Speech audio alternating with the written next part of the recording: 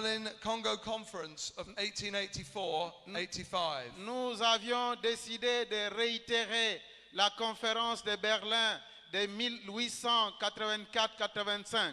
We held the event in the same city of Berlin 120 years after the 1885 event. Nous avons tenu cette conférence dans la même cité de Berlin 120 ans après. But this time we invited African representatives to be with us. Mais cette fois, nous avions invité des délégués africains afin de se joindre à nous. At this we are here to carry the complete repentance of Europe. Mais nous sommes là pour apporter la repentance, la confession générale de l'Europe. In addition, we bring a statement of confession. En plus, nous amenons une déclaration de confession Relating to the sins of Roman Catholic Europeans in DRC and in Africa. Une confession relative aux péchés de nos ancêtres ici au Congo, en Afrique. Mais, cher béni de Yah, que Tata Nzambe, qui est parmi nous par son esprit, vous bénisse et vous remplisse de sa grâce. Vous avez vu cet extrait de la vidéo, donc voilà, il y a plusieurs personnes qui ont publié cette vidéo, vous pouvez la voir sur internet. Ce sont des pasteurs blancs qui sont venus au Congo pour faire un congrès qui a pour but de demander pardon au peuple congolais et au peuple africain de manière générale. Donc là, on voit encore une conspiration, de l'Occident. Et je bénis Yah parce que la personne qui avait publié cette vidéo, j'ai vu les commentaires et on voit les réactions, je vois votre réaction et nous sommes tous comme un accord, nous sommes tous vraiment unis pour avoir cette même réponse qui est que c'est une supercherie quoi. C'est vraiment du grand n'importe quoi, c'est une mascarade qu'ils sont en train de faire et on voit qu'ils sont en train de mettre en place justement leur système du néocolonisation une fois de plus. Et là, ça sera leur dernière étape. Je m'explique en disant ça. Quand vous voyez, par exemple, quand vous voyez sur la traite négrière, quand ils sont arrivés en 1400, quand au tout début ils ont découvert l'Afrique, les Portugais, etc., tout ça, on voit que quand ils sont revenus justement, donc c'est-à-dire quand ils sont venus, ils ont découvert l'Afrique, notamment le Congo, le royaume Congo. Ensuite, quand ils sont repartis, ils ont commencé à élaborer un plan. Et ce plan-là, c'était quoi? C'était de faire du royaume Congo, en l'occurrence, leur esclave. Et pour qu'ils soient leur esclave physique, il fallait qu'ils soient d'abord leur esclave spirituel. C'est pour cela qu'ils ont d'abord envoyé les missionnaires, c'était des jésuites à l'époque, qui avaient pour but justement de convertir les Congolais au christianisme. Et une fois qu'ils ont adhéré au christianisme, qu'ils ont donné leur foi au christianisme, au Jésus blanc, eh ben, ils sont en un instant devenus leurs esclaves. Et ça, dans la Bible, vous pouvez le lire. Toutes les reproches que Tata Nzambe faisait, c'était parce qu'ils allaient adorer d'autres dieux, d'autres divinités. Et la conséquence était toujours la même, c'est-à-dire que le peuple de Yah devenait esclave du peuple qui adorait ces faux dieux-là, ces idoles. D'accord? Donc ça s'est passé exactement pareil lors de la traite négrière dans les années 1400 et quelques. C'était leur plan, parce que c'est Satan qui donne justement ces conseils, qui donne ces plans d'action à ces gens-là, l'Occident. Et Satan, il a dit la même chose quand vous lisez dans le livre de Nombre. Balaam qui justement avait donné ce plan, le même plan encore à Balak, qui était ammonite, ammonite, pour détruire Israël. Pour détruire Israël, Balaam a dit quoi? Moi, je ne peux pas les maudire parce que tu me demandes de les maudire. Mais je vais te donner une technique infaillible. Dans leur loi, il est dit que il ne faut pas, en fait, que leur, leur créateur, hein, leur Nzambe, leur interdit d'adorer d'autres dieux. Si vous, vous arrivez à les faire adorer d'autres dieux, vous allez gagner le combat, vous allez pouvoir les terrasser. Et il a élaboré un plan, c'était voilà, d'amener des filles étrangères. D'ailleurs, c'est pour ça que le Seigneur ne veut pas que son peuple se marie avec des femmes étrangères, parce que elle les ramène à adorer leur Dieu. Salomon, c'était pareil aussi. C'est ça qui a causé l'idolâtrie et la séparation de son royaume. Parce qu'avec toutes ces femmes étrangères, eh ben, comme il était attaché à ces femmes-là, il était aussi attaché à leur Dieu, parce qu'elle elle a vénéré ces dieux-là. Vous voyez, quand vous lisez dans la Bible, c'est toujours la même histoire. La même histoire qui se répète. Voilà pourquoi Samuel a dit, il n'y a rien de nouveau sur le soleil, sous le soleil. Amen. Donc c'est pour ça que ça c'est le plan de l'ennemi. C'est le même plan qui sont élaborés dans les années 1480 et quelques, lors de la traite négrière. 400 ans après, lors de la conférence de Berlin, le roi Léopold a élaboré la même stratégie. C'est à savoir, avant de conquérir, avant de s'approprier le territoire du Congo, il a d'abord envoyé les missionnaires. Ça, vous pouvez voir sur Internet, hein, c'est une vidéo ou même un document qui est très connu. Le fameux discours ignoble de Léopold II, quand vous écoutez bien, voilà. D'abord, avant d'envoyer comment dire ça, les stratèges politiciens, il envoie d'abord les missionnaires, il envoie d'abord un vent mauvais spirituel pour endormir le peuple, afin que derrière, maintenant, les politiciens, voilà, en gros, les politiciens puissent mettre en place leur stratégie politique pour justement dominer, ben, en l'occurrence là, l'Afrique, le Congo. Vous voyez? Et c'est ça qu'il a fait. Vous entendez le discours de Léopold qui leur dit voilà, vous allez les évangéliser, mais pas de les manière à connaître Dieu, parce qu'ils le connaissent déjà. Mais vous, ça sera de les évangéliser de manière à les appauvrir, à les rendre pauvres, afin de servir l'intérêt de la Belgique et de l'Europe tout entière. Vous voyez? Et c'est ce qui s'est passé. Les pasteurs et les prêtres blancs sont venus faire cette mission-là pour justement affaiblir spirituellement le Congo. Vous voyez?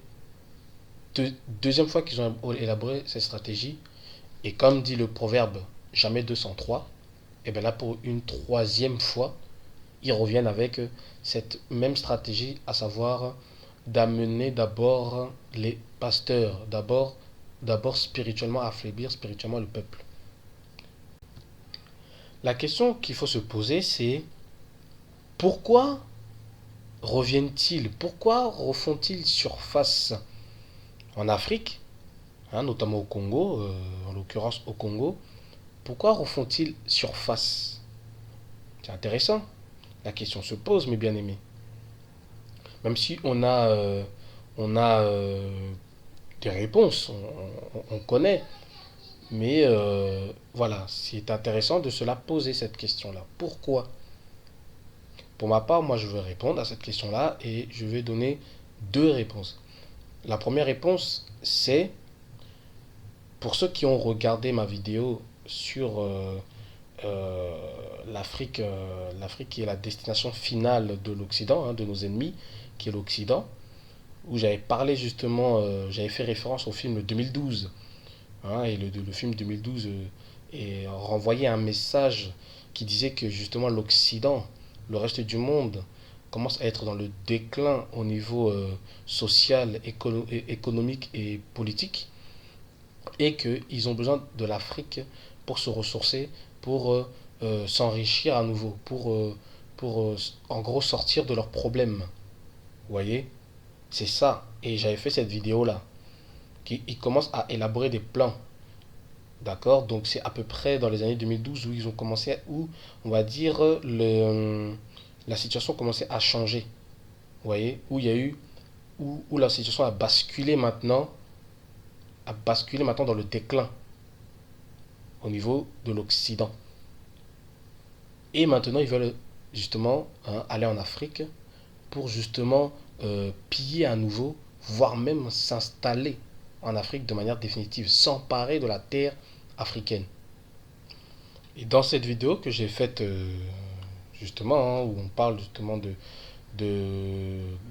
plan de l'Occident qui est de s'installer en Afrique, j'avais mis un extrait en fait d'un reportage hein, qui s'appelle La carte à 1 milliard.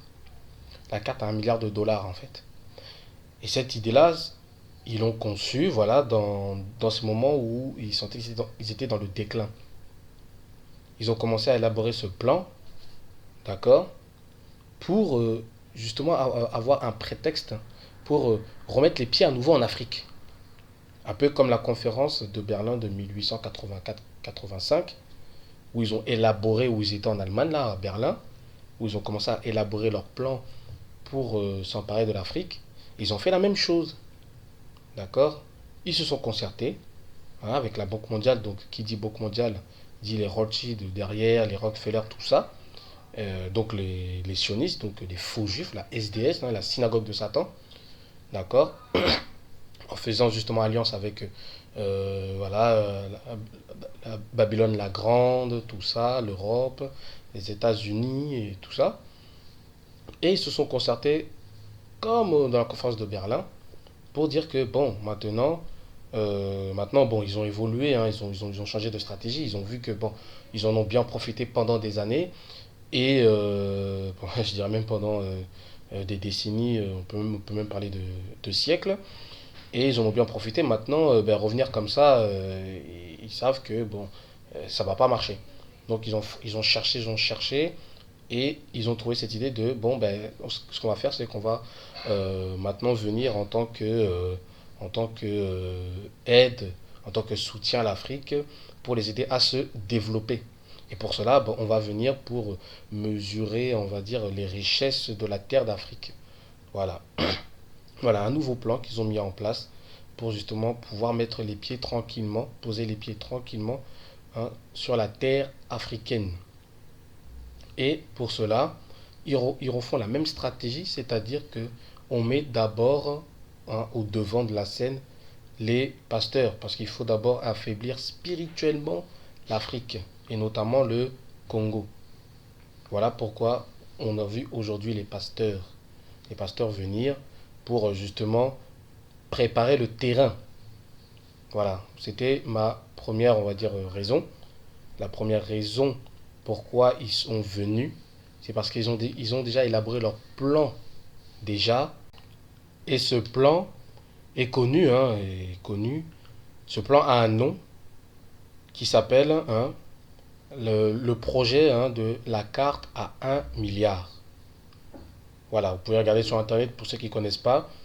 Vous allez voir que l'Occident ne dort pas. L'Occident ne dort pas et il veut vraiment faire en sorte de dominer et piller, mais de façon absolue, l'Afrique. Voilà la première raison. Pour la deuxième raison, je vais vous faire passer un petit extrait. Voilà, vous allez voir, c'est un petit extrait, une petite vidéo qui va vous montrer pourquoi les pasteurs en sont venus et pourquoi ils veulent mettre leur plan en place là de façon rapide, hein, de façon rapide. Parce qu'il y a un homme là qui va parler, hein, c'est un homme que je respecte, que j'honore énormément, qui s'appelle Kemi Seba. Et ben vous allez voir qu'est-ce qu'il va dire. Écoutez cette vidéo et nous allons commenter hein, cette vidéo là. Intéresseurs qui interviennent en tant que téléspectateurs, rappelons quand même une chose de fond. François Hollande, le Parti socialiste et l'Assemblée nationale a remis un dossier d'études prospectives sur la montée, et c'est une grosse inquiétude pour eux, la montée du panafricanisme et du nationalisme sur le continent africain. C'est quelque chose qui est la hantise. Et je vous le dis. Est-ce que vous parlez du fameux rapport du Parlement français? Exactement, du fameux rapport qui a été complété par d'autres études aussi, d'accord? Ils sont extrêmement inquiets de cette montée. Et je vous le dis parce que là où je vis à Dakar, il faut savoir que, et c'est la première fois de l'histoire, auparavant c'était au Gabon, mais l'antenne des services secrets extérieurs français qui était basé auparavant à Libreville, a migré à Dakar. Ils sont extrêmement inquiets de la montée du panafricanisme dans les différentes zones de notre continent. Et pour désamorcer le panafricanisme, quoi de mieux que, que de se présenter en ami des Africains en disant « on reconnaît vos crimes ». Mais avez-vous déjà vu un criminel qui reconnaît un crime en ne dédommageant pas les dégâts commis ou effectués qui ont été causés vis-à-vis d'une population? Quand on voit comment ils reconnaissent les crimes avec le lobby juif, la communauté juive en Occident, France a versé une trentaine de millions, et qui continue tout le temps. Oui. Et aujourd'hui, quand vous voyez le dîner du CRIF, qui est l'organisme qui représente les intérêts juifs en France, quand le gouvernement français va là-bas, ils sont soumis. Ils ne sont pas venus ici en s'excusant. Ils sont venus ici en essayant de désamorcer une bombe. Et qui est-ce qui est visé? Afrique Média. Qui est-ce qui est visé sur le continent africain? Tous les résistants panafricains en Afrique australe, en Afrique centrale, en Afrique de l'Ouest, partout, qui sont en train de résister, qui sont en train d'expliquer, de sensibiliser. Et ce n'est pas un hasard. Et je reviens sur le journal Le Monde, qui n'est rien d'autre qu'un sous-monde, en réalité, ou qui n'est rien d'autre que l'immonde, on va l'appeler ainsi, et non pas le monde. Ce n'est pas un hasard qu'ils attaquent Afrique Média en essayant de diminuer l'importance. J'ai souvent été diabolisé, je suis régulièrement diabolisé par ce journal, donc je sais de quoi il s'agit. Ce n'est pas un hasard qu'ils fassent ça maintenant, c'est parce qu'ils savent que Afrique Média est un réveil, est une boussole pour bon nombre de gens, de plus en plus, non pas simplement à cause de la chaîne, mais à cause des interventions des téléspectateurs, à cause des interventions des panélistes. Ça les inquiète, ils n'aiment pas quand les Africains se réunissent. Bon, vous l'avez entendu, hein, le frère, hein, Kémy Séba. Bon, pour ceux qui le connaissent, hein, ou même ceux qui ne le connaissent pas, hein, c'est un panafricaniste, d'accord, qui veut dire panafricain, qui veut dire l'unité de l'Africain, hein, donc panafrique, hein, l'unité de l'Afrique. Et lui, il est pour ça. Lui, il combat vraiment, en fait, sa lutte, son combat, c'est pour l'unité, hein, tout entière de l'Afrique. Voilà. Et lui, ça, c'est son combat. Donc, bon, même si, ok, notre foi en Dieu diffère, mais voilà, nous avons un même but, une même pensée, et c'est un homme que je respecte énormément, que je soutiens dans son combat. Voilà, Kémy Séba. Et lui, bon, il a eu affaire à la justice française de nombreuses fois. Et voilà, donc soutenons-le, hein, c'est un frère noir comme nous. Donc voilà, soyons unis et partageons ses valeurs et sa vision. Donc voilà, vous avez tous entendu, c'est Kémy Séba qui a dit de façon claire que l'Europe a peur. L'Occident, le monde entier a peur que que l'Afrique soit unie. Que l'Afrique soit unie. Hein, on connaît tous ce proverbe, hein, l'union fait la force. Et on connaît aussi l'autre proverbe qui dit que pour régner, il faut diviser. Hein, diviser pour régner. Donc, c'est ce qu'ils avaient réussi à faire justement lors de la conférence de Berlin. L'Europe, hein, l'Occident, en divisant l'Afrique comme une part de gâteau, ils avaient réussi à faire cela. Maintenant, des années à venir, des siècles à venir, ils voient que l'Afrique cherche à se réunir. Et l'Africain commence à se réveiller et ne veut plus justement être en relation avec l'Europe, avec le reste du monde, disons-t-on. Mais voilà. Bon, là je parle plus au niveau des peuples, hein. Mais après il y a des dirigeants qui justement pour leurs propres intérêts ont besoin justement de l'oligarchie, hein, occidentale justement pour continuer à s'enrichir et à se mettre plein les poches pendant que ses frères, la population est en train de mourir. Vous voyez? Et là, on voit que le peuple commence à se réveiller. On voit un peu partout en Afrique qui commence à se réveiller, notamment chez nous au Congo, hein, ou même chez le peuple bantou, où on commence à se réveiller déjà sur notre identité, notre véritable identité, notre identité biblico-historique. D'accord? Notre identité qui est que nous sommes le véritable peuple de Nzambe. Vous voyez? Et on commence à se réveiller, on commence à ouvrir les yeux.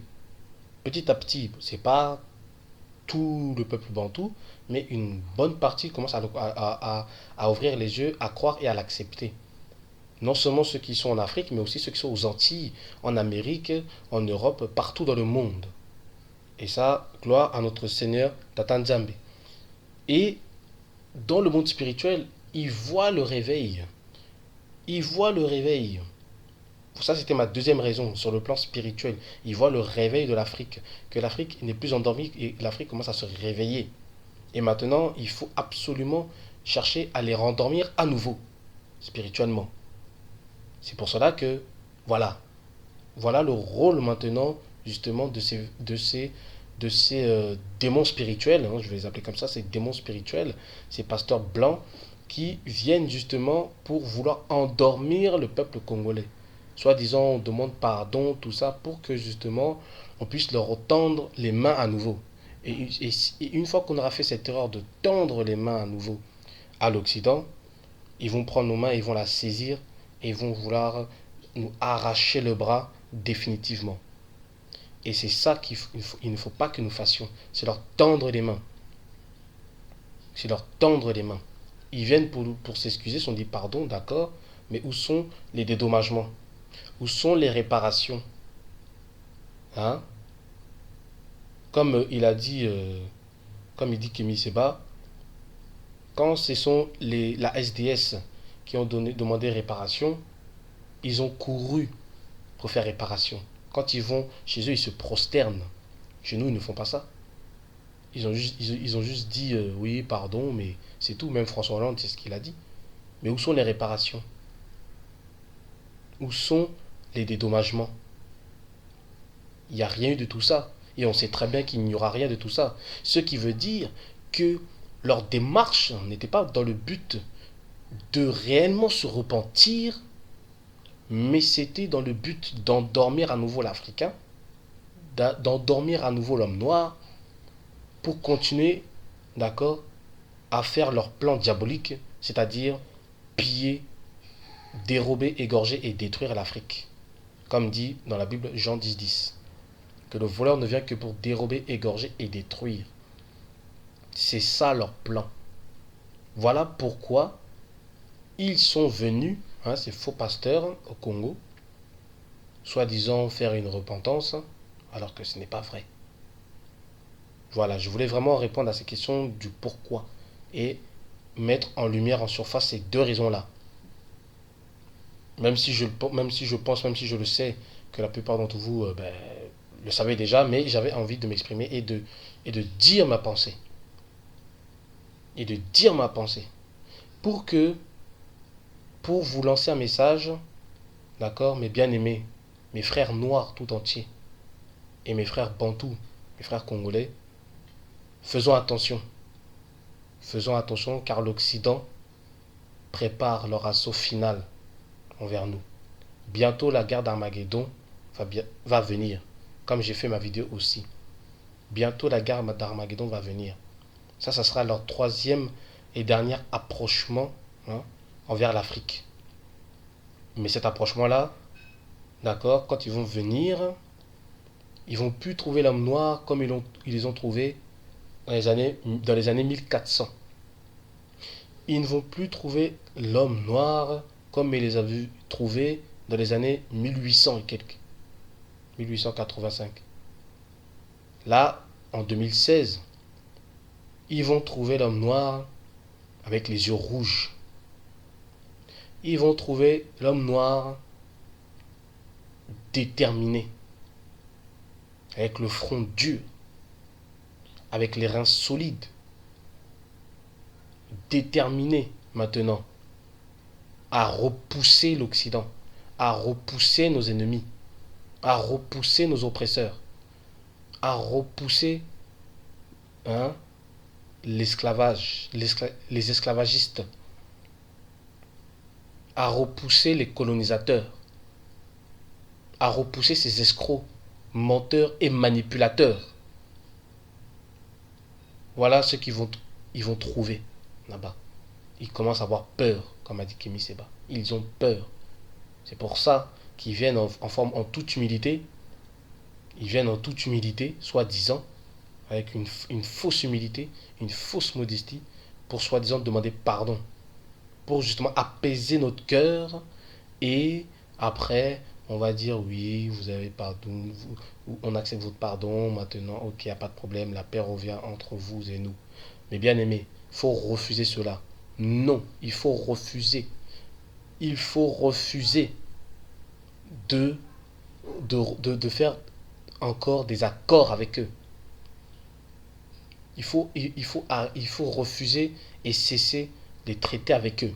Parce que les traités avec eux, ils ne viennent pas avec de vrais sentiments. Ils ne viennent pas avec des vraies raisons, avec un amour vrai. Ils s'en foutent de l'homme noir. Ils se moquent de l'homme noir. S'ils voulaient vraiment aider l'homme noir à se développer, s'ils voulaient vraiment aider l'homme noir à sortir de la pauvreté, ils l'auraient fait déjà depuis très longtemps. S'ils ne l'ont pas fait il y a 100 ans, il y a 200 ans, c'est pas maintenant qu'ils vont le faire. Je vous le garantis. Et je sais que vous le savez aussi. Donc mes bien-aimés, soyons vigilants parce qu'il y a quelque chose de très grave se prépare sur notre continent. Quelque chose de très grave se prépare. Parce que quand ils vont voir que l'homme noir est réveillé, se lève et commence à faire résistance envers l'Occident, mes bien-aimés, ça va chauffer. Donc voilà mes bien-aimés, je voulais faire partager voilà, ce message, cette vidéo. Et merci de m'avoir écouté jusqu'à la fin. Mes bien-aimés, vraiment continuez à prier, vraiment soyons vigilants, hein, soyons attentifs. Regardons ce qui se passe partout et ailleurs, ici et là. Et restons toujours en prière, en esprit, en connexion avec Tata Nzambe pour qu'il nous donne sa sagesse, son intelligence, afin d'être capable de prendre, de faire le bon choix. De faire le bon choix pour notre vie, pour le bien de notre frère et sœur, de notre peuple. Que Tata Nzambe vous bénisse abondamment, mes bien-aimés. Paix, amour et grâce sur vous.